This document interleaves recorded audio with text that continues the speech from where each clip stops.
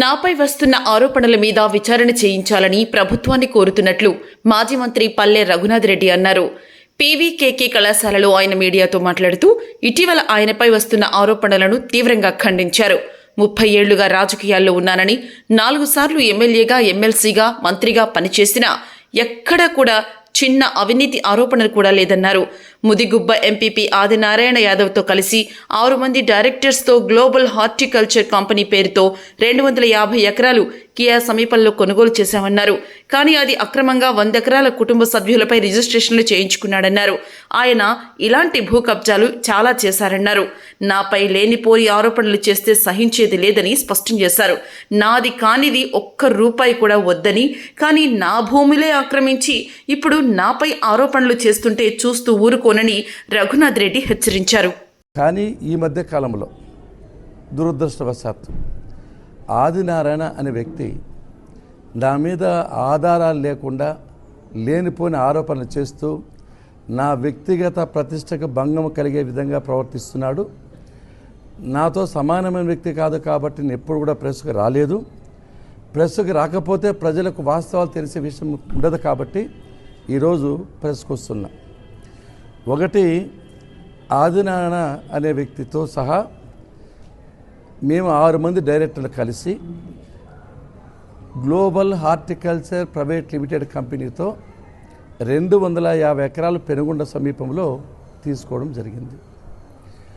మా 6 మంది డైరెక్టర్లకు తెలియకోకుండా ఎక్కడో చండీగఢ్లో ఒక సమావేశం ఏర్పాటు చేసినామని చెప్పి ఒక ఫేక్ రిజల్యూషన్ తీసుకొని కంపెనీ నియమ నిబంధనలకు విరుద్ధంగా 100 ఎకరాల పైచిలకు హైవే దగ్గర అక్రమంగా రిజిస్ట్రేషన్ చేసుకున్నాడు.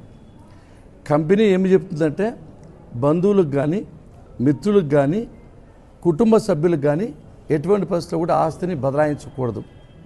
కానీ తన భార్య పేరిట, తన అల్లుని పేరిట, తన కొడుకు పేరిట, తన తమ్ముని పేరిట, తన తండ్రి పేరిట, కుటుంబ సభ్యుల పేరుతో కంపెనీ నియమ నిబంధనలకు విరుద్ధంగా మాకు తెలియకోకుండా 6 మంది డైరెక్టర్లను విస్మరించి అక్రమంగా 100 ఎకరాల పైచలకు భూమిని రిజిస్టర్ చేసుకున్నాడు. ఇవన్నీ కూడా రికార్డ్స్లో ఉన్నాయి. మాకు 1 ఎకరా కూడా మా పేరుతో రిజిస్ట్రేషన్ లేదు. ప్రస్తుతానికి కంపెనీలో ల్యాండ్ ఉంది. అంటే కంపెనీ నియమ నిబంధనలు విస్మరించే తాను, అక్రమంగా రిజిస్టర్ చేసుకుని తాను, నియమ నిబంధనలు వచ్చే తాను బురద మాత్రం మా మీద చల్లుతున్నాడు. మేము అందరం 6 వారు అప్పీల్ చేశాము. ఎన్సిఎల్టీలో ఆర్డర్ వచ్చింది, స్టే. కోర్టులో కూడా స్టే వచ్చింది. మేము దాని జోలికి పోలేదు. ఎందుకంటే నిక్కచ్చిగా మేము డబ్బులు పెట్టాము. మా 6 మంది డైరెక్టర్ డబ్బులు రావాలని చెప్పి కోర్టులో వేశాము. ఎక్కడో హింస చేయలేదు, దౌర్జన్యం చేయలేదు, భయపెట్టలేదు, ప్రలోభపెట్టలేదు. ఆయన జోలికి మేము అసలే పోలేదు. కోర్టులో ఉన్న 6 సంవత్సరాల నుంచి వచ్చినప్పుడు వస్తుంది, మేము పెద్దగా పట్టించుకోవడం లేదు. ఒకటి చెప్తున్నా, నాకు తెలిసి ఈ రాజకీయ జీవితంలో ఆదినారాయణ అంత పెద్ద భూ కబ్జాదారు ఈ దశాబ్ద కాలంలో ఎక్కడ ఉండడం నా అభిప్రాయం. కారణం ఏమంటే ముదుగుబ్బ మండలం అడవి బ్రాహ్మణ పలతాండలో 170 ఎకరాలు గిరిజనులకు సంబంధించిన పేద గిరిజనులకు సంపాదించిన ఆస్తులను తాను తన కుటుంబ సభ్యుల పేరుతో చేసుకున్నారు. విచారణ జరిగింది. ఆ విచారణ జరిగితే 79.90 ఎకరాల భూముల్లో ఈయన గిరిజనుల నుంచి 1B కానీ అడంగలు కానీ మార్చుకోవడం జరిగింది. ఈయనకు పెద్ద అలవాటు ఉంది. ఫేక్ రెజల్యూషన్ చేస్తాడు, అసైన్మెంటు భూములో విరుద్ధంగా తీసుకుంటాడు, గిరిజనులు బెదిరిస్తాడు, తర్వాత మ్యుటేషన్ కూడా ఫేక్ చేస్తాడు, సబ్ డివిజన్స్ ఫేక్ చేస్తాడు, రోడ్లు ఏర్పాటు ఫేక్ డివిజన్ చేస్తాడు. కుప్పలుగా బండ్లకు, లారీలకు అభియోగాలు ఉన్నాయి. ముఖ్యమంత్రి గారికి స్వయంగా రామకృష్ణ గారు, కమ్యూనిస్ట్ పార్టీ కార్యదర్శి, ఎక్స్ఎమ్మెల్యే గౌరవ రామకృష్ణ గారు సీఎం దగ్గర కూర్చొని అదొక ఫిర్యాదు చేస్తే దాని మీద ఎంక్వైరీ జరుగుతోంది. ఎంక్వైరీలో కూడా వీళ్ళు భూములు ఆక్రమించారని చెప్పి వచ్చింది. దాని మీద కూడా ప్రభుత్వం చర్యలు తీసుకుంటుంది. అంతేకాకుండా అనంతపురం పక్కన మా అనంతలక్ష్మి కళాశాల పక్కన దాదాపు 9 ఎకరాల చెల్లను 50 కోట్ల ఆస్తిని అక్రమంగా తన పేరుతో 1B అడంగలు మార్చాడు. కొన్ని అలిగేషన్స్ నా మీద చేస్తున్నాడు. 600 రూపాయల జీతం వ్యక్తి ఇన్ని వేల కోట్ల సంపాది. రాత్రి మౌళ్ళు కష్టపడి దినానికి 18 గంటల పాటు కష్టపడినా, పని చేసినా, లెక్చరర్గా సంపాదించా, విద్యాసంస్థ స్థాపించా, దాంట్లో కూడా వచ్చిన ఆదాయాన్ని భూముల మీద పెట్టా, కాలేజీల మీద పెట్టా. కాబట్టి అది పెరిగి ఉంటుంది. అంతేగా నేనేమి అరాచకాలు చేయను, దౌర్జన్యాలు చేయను, దోపిడీలు చేయను, ఒకరి సొమ్ము ఆశించను. నాకు అవసరం లే. నా మీద లేనిపోని ఆరోపణలు చేస్తే మాత్రం సహించే ప్రసక్తి లేదు. నేను దేనికైనా సిద్ధమే. ప్రభుత్వాన్ని అడుగుతున్నా, ఇన్ని అరాచకాలు జరుగుతున్నాయి కాబట్టి ఎంక్వైరీ ఏమని అడుగుతున్నా, నేను చేసింది ఏమని, ఒక సెంటు భూమి నాది కాంది ఎవరిని ఆక్రమించింటే నేను ఉరిశిక్షకైనా సిద్ధమే, పార్టీ నుంచి తొలగేదానికైనా సిద్ధమే, ఏ శిక్షకైనా సిద్ధమే. ఇంకో విషయం ఏమంటే, ఆనాడు ఏ పార్టీలో ఉంటే నాకైతే అర్థం కాదు.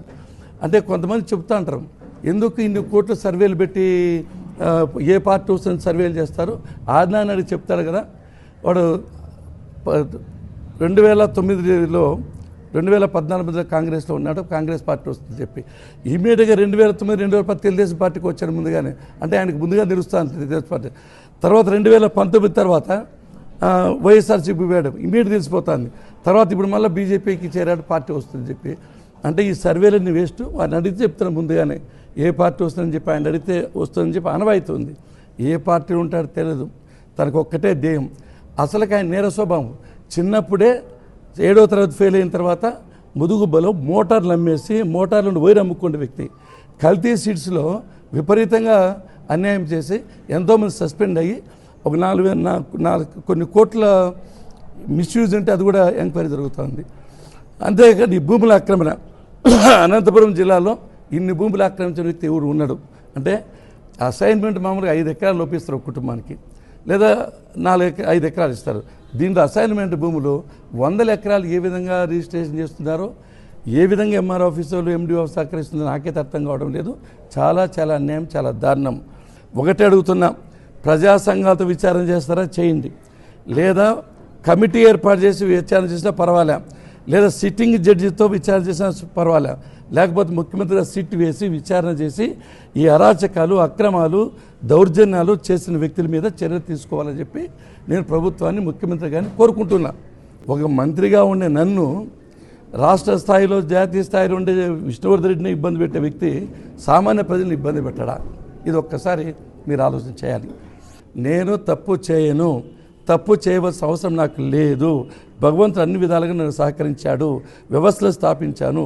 2018 మే 10వ తేదీ నాకు తెలిసి బహుశా చండీగఢ్లో మేము సమావేశమైనట్లు, ఆ చండీగఢ్లో ఒక రెజల్యూషన్ పాస్ చేసేందుకు అధికారం ఇచ్చినట్లు ఒక ఫేక్ సృష్టించాడు.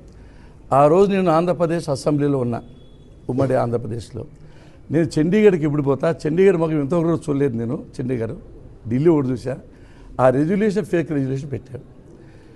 ఇది ఈయన చెప్పే డాక్యుమెంట్ ఏమంటే మనకు సంబంధించింది కాదు. నిఖిల్ రెడ్డి అనే వ్యక్తి ఏదో డాక్యుమెంట్ పెట్టా అంటున్నాడు, దాని మీద విచారణ జరిపించుకోండి, నాకు అభ్యంతరం లేదు. నేను ఎప్పుడు కూడా చెత్త పనులు చేసే అవసరం నాకు లేదు. చేశాడు.